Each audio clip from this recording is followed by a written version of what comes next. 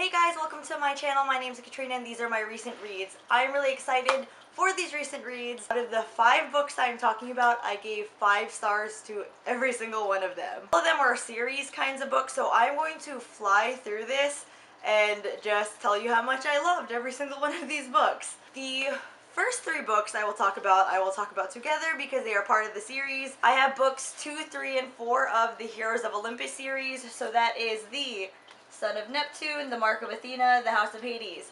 Like I said, 5 stars for every single one of these. I finished the first book, The Lost Hero, during the Slay That Series readathon, and since then I just kept reading. I am very happy with this series. If you watched my last recent reads, you know that I gave 5 stars to The Lost Hero, and I was really excited to be back in this kind of Percy Jackson world again. It did not disappoint. Since it is a series, I don't want to give anything away. I'm just going to say a couple things about each of them. So in The Son of Neptune, there's 3 perspectives: Percy, Frank, and Hazel, I believe. And I did give this 5 stars. I loved it, but I will say I was really irritated with the fact that Percy Jackson lost his memories. It was just so irritating that whole Percy Jackson series, that whole world, that whole plotline that we fell in love with, and then he just forgets all of it. I'm not going to say that's... Yeah, that's not a spoiler because it's literally right here in the description. I was okay with, in the first book, with Jason losing his memory because he is a new character and I didn't know much about him. So him forgetting didn't mean anything to me because I didn't know anything about him. But Percy having lost his memory was so irritating because I knew everything. I remembered everything. Anyways, I still love this book. The Mark of Athena, I really did enjoy this book. The one, I guess, since you guys know I love the book so much because I gave him 5 stars, I'll say a little bit of what I didn't like. The Annabeth perspective wasn't the most exciting to me, and I know that's what, like, pretty much the plot of this book was about.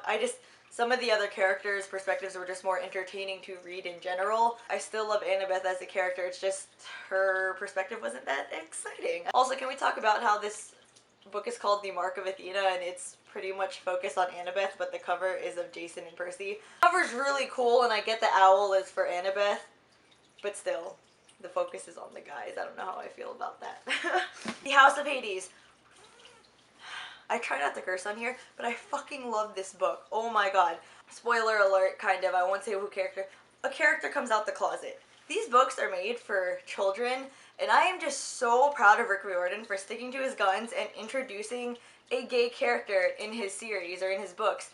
And I think he did it extremely well and in a very positive and open-minded way. And I was not expecting that at all, especially because it's a children's book.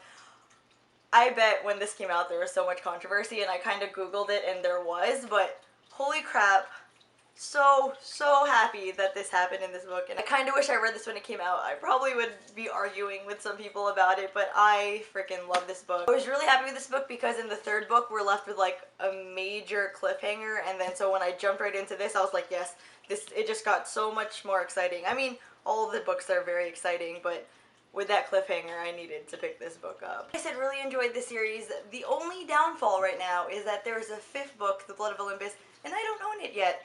I got all of these books at thrift stores or used bookstores, so I'm really trying not to pay full price for it, but I might have to because I do not want to wait too long to finish the series and read the 5th and final book. After that, I read book 3 in the Mortal Instruments, which is City of Glass. I'm not familiar with like when things became published and then the prequel and then all that stuff, so I read book 3, and I guess it was supposed to be a trilogy, or it was released as a trilogy first, so this was kind of the wrap-up book, and I was so happy with this book. This is definitely my favorite book so far in the Mortal Instruments series, mainly because I got all the freaking answers finally.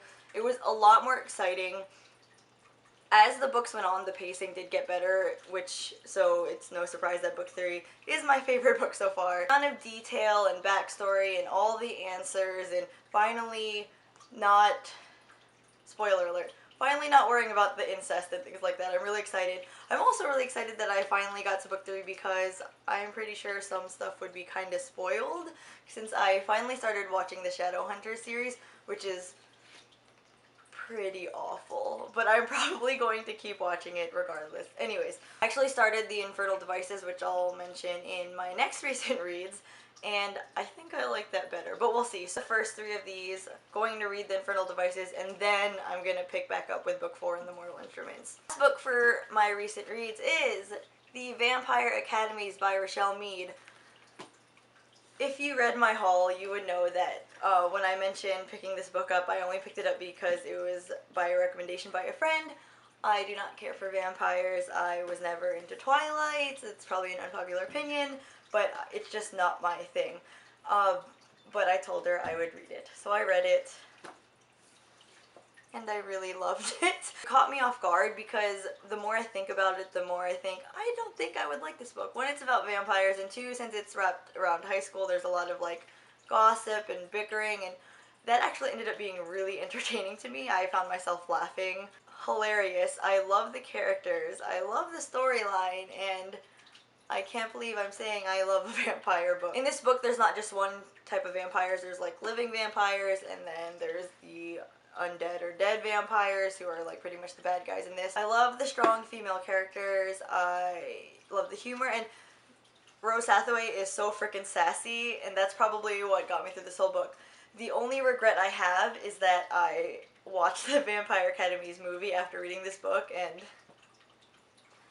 so bad. I knew it was gonna be bad, but it was just so bad. Anyways, I said it would be quick, so I hope that was all 5 books I'm absolutely in love with.